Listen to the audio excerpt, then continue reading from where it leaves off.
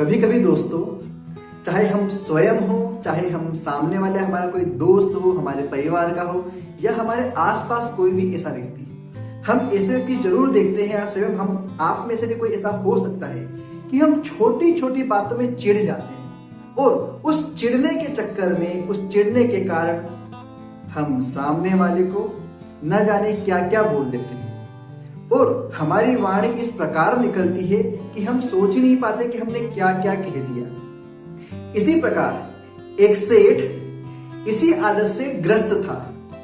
वह हमेशा छोटी छोटी बातों में अपने परिवार से हो, चाहे धंधे में हो, चाहे गांव में हो, चिढ़ना चिढ़ना और केवल चिढ़ता रहता था। और उसके इस चिड़चिड़ाहट के कारण उसके गांव के और गांव के आसपास जितने भी लोग थे, सभी जानते थे कि यह सेठ जी हमेशा चिढ़ते रहते हैं। और वो तो जानते ही जानते थे, उनके परिवार वाले जो थे वो भी बड़े परेशान थे। इस कारण कभी कभी तो बड़े दिनों तक वो आपस में बात ही नहीं करते थे। क्यों? क्योंकि अगर वो कुछ कहने जाते और सामने सेठ जी चिढ़ जाते। हो सकता है आपको भी लग रहा होगा, आप में से कोई ऐसा होगा, तो समझिए, ध्यान से देखिए, आप ये वीडियो आपके लिए हो सकता है वीडियो।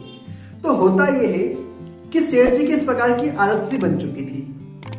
लोग और उनके जो घर वाले थे वो तो परेशान हो ही गए थे। तो घर वालों ने सोचा कि क्यों ना कुछ इसका निदान किया जाए। तो वहां पर हिमालय से एक बहुत बड़े साधु आए हुए थे। तो घर वालों ने सोचा हो सकता है इसका समाधान मिल जाए। तो सभी मिलकर वह उस साधु के पास गए। साधु से उन्होंने सारी बात कही। साधु ने कहा इसमें चिंता की कोई बात नहीं है, आप उन्हें मेरे पास लेके आए, छोटी सी बात है, हो जाएगी पूरी। परंतु सेठ जी तो ना साधु में विश्वास रखते थे, ना ही किसी और चीज में। क्यों? क्योंकि वो तो अपने ही अहम भाव में थे, ना किसी की सुनते थे, ना किसी को कुछ सुनाने देते थे वो। परंतु इस प्रकार 3-4 दिन निकलते रहे, उनसे घर वाले रिक्वेस्ट करते रहे, प्रार्थना करते रहे, आप चलिए आप चलिए, परंतु उन्होंने मना कर दिया। अब साधु से आके फिर मुलाकात करी परिवार वालों ने। तो साधु ने कहा चलिए कोई बात नहीं, मैं कल आता हूं। तो दूसरे दिन अचानक साधु उनके घर पर उपस्थित हो गए। साधु को देखते ही सेठ जी का पारा चढ़ गया। वो और गुस्से में हो गए कि साधु मेरे घर में, वो भी मुझसे बिना पूछे। परंतु साधु बड़े विनम्र थे और उनके जो घर वाले वहीं पर मौजूद थे, तो इसलिए सेठ जी ने थोड़ा सा मन मार लिया और वो साधु से कुछ नहीं कहा। साधु आए, साधु ने कहा कि मैं ये हिमालय से बहुत महत्वपूर्ण दवा लेके आया हूं जो पीने से इंसान लंबी आयु प्राप्त करता है। तो यह आप इस परिवार के मालिक हैं, तो मैं आपको देना चाहूंगा, आप इसे पीजिए। पहले तो सेठ जी ने ना नकुर किया, मना कर दिया कि मुझे नहीं पीनी है। परंतु घर वालों की रिक्वेस्ट के बाद उन्होंने हाँ कही। उन्होंने जैसे ही गिलास लिया तो पहले तो बड़ी अजब से लगा कि मैं पीऊं नहीं पीऊं, पीऊं नहीं पीऊं। परंतु सभी लोग आसपास खड़े थे, इंतजार कर रहे थे, तो उन्होंने मुंह से लगाया। उन्होंने एक घुट पिया ही था कि उनका मुंह कड़वा हो गया और उन्होंने उस ग्लास को छोड़ दिया और कहा कि इतनी कड़वी चीज, ये कोई दवा है, ये कोई अमृत है, मुझे नहीं पीना ऐसी दवा। साधु ने कहा इसमें क्या परेशानी है? उन्होंने कहा यह इतनी कड़वी है कि जीवान पर रखते से ही पूरा मुंह कड़वा हो गया। साधु महात्मा ने कहा आपको पता है यह कड़वी है? तो बोले इसमें बताने वाली क्या बात है? अगर पूरे परिवार का कोई भी व्यक्ति पिएगा तो साफ साफ बता देगा। बोले क्या बता देगा? कि यह इतनी कड़वी है कि इसे कोई पी नहीं सकता। साधु महात्मा ने बड़े विनम्रता से कहा सेठ जी, आपके जो शब्द हैं वह भी इस प्रकार ही कड़वे होते हैं।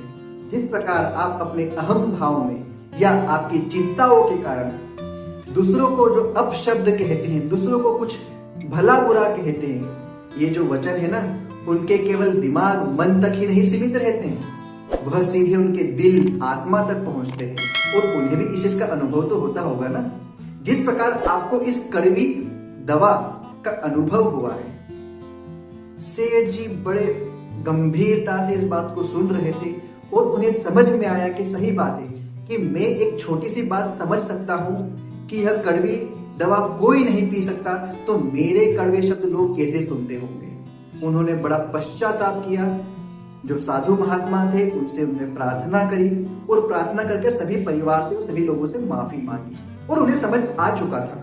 उन्हें समझ आ चुका था कि जिस प्रकार यह कड़वी दवा हर किसी को कड़वी लगती है, तो मेरे भी कड़वे शब्द हैं, जो बुरे शब्द हैं, हमें किसी को कुछ भी बोलता हूँ उनसे सामने वालों को जरूर कुछ न कुछ कष्ट होता होगा। तो उन्होंने उस दिन से प्रतिज्ञा करी कि मैं आज की बात कभी भी कोई कड़वे शब्द या किसी को भला बुरा नहीं कहूंगा। तो दोस्तों, आपको मेरी बात समझ में आई होगी, क्योंकि आप चाहे मैं, हम कभी कभी इस प्रकार की गलतियां करते हैं। तो मैं आपसे एक ही निवेदन करना चाहूंगा, अपने शब्दों का चयन ध्यान से करें। मैं फिर से बोलता हूं, अपने शब्दों का चयन ध्यान से करें। अगर आपके पास शब्द अच्छे नहीं हैं तो न बोले, वो ज्यादा अच्छा है। तो दोस्तों, जब भी हम किसी से बात करें, या तो हम बात कम करें, या जब भी बात करें प्यार पूर्वक व शालीनता से बात करें, क्योंकि जिस प्रकार हमें कोई भी चीज बुरी लगती है तो सामने वालों को भी वह बुरी लगती होगी। इससे क्या फायदा होगा? एक तो आपका मन शांत रहेगा, आप हमेशा जब भी कुछ करेंगे तो सोच समझ कर करेंगे, और सामने वाले से आपका व्यवहार अच्छा रहेगा। चाहे कोई तारीफ करे न करे, मैं उसकी बात नहीं कर रहा हूं, परंतु आपको भी संतुष्टि मिलेगी और आपके कारण किसी को कष्ट नहीं होगा। क्योंकि शब्द वह होते हैं जो इंसान के दिमाग तक नहीं, दिल तक उतरते हैं या अच्छे से जाना। तो चलिए अगली बार फिर से मिलते हैं एक नए वीडियो के साथ। तब तक के लिए चीजें सीखते रहिए, और चाहे आप लाइक करें, सब्सक्राइब करें, ना करें, लेकिन पर इन बातों को अमल जरूर करें। तो ठीक है, अगली बार फिर से मिलते हैं। नमस्कार।